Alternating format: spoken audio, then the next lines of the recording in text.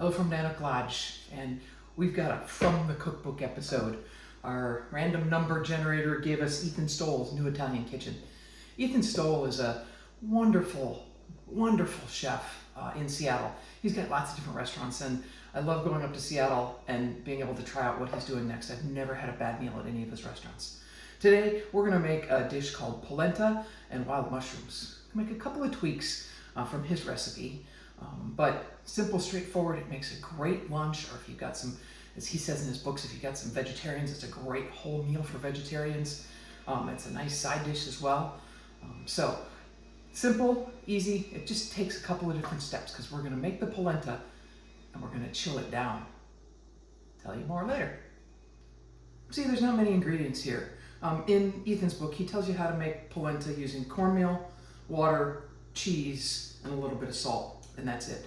And the thing you do is, when we make the polenta, we're going to actually spread it in a pan. We're going to cool it down in the fridge until it's nice and firm. And then you can cut the polenta in any shape you want to. Sticks, or circles, or square, or stars, or whatever. It will hold its shape. So then we'll saute it in the olive oil and let it get brown and crispy. Now, in Ethan's book, that's all he puts in his polenta. And when he does his mushrooms, and so I've got some maitake, some oyster, and some chanterelles here. When he does his mushrooms, he actually adds parsley to that with the shallot, and I'm going to actually add the parsley to the polenta and give some green color to that polenta because I love fresh thyme with my mushrooms. So I'm going to replace his parsley with fresh thyme, but keep the parsley and put it in with the polenta. Alrighty, prep is done. We've got our water, our cornmeal, parm, parsley, and salt for the polenta. We'll make that, chill it down, then we'll saute the mushrooms. I cut them up. The maitakes are hard to cut into chunks, but the chanterelles I left in sort of big chunks, so we have some nice meatiness to them. Same with the oysters.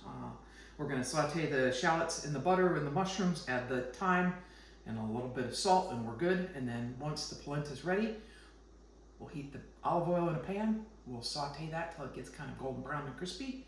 We'll put the warm mushrooms over the top, and then hit it with a little bit of more Parmesan cheese.